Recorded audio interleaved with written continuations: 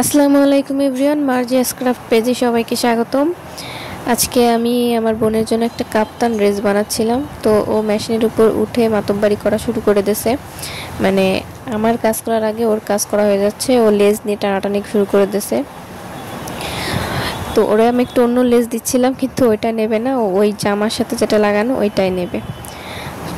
তো জামাটা ফুল কমপ্লিটই ছিল, জাস্ট পাড়ে আমি লেস লাগাচ্ছিলাম চারপাশ দিয়ে।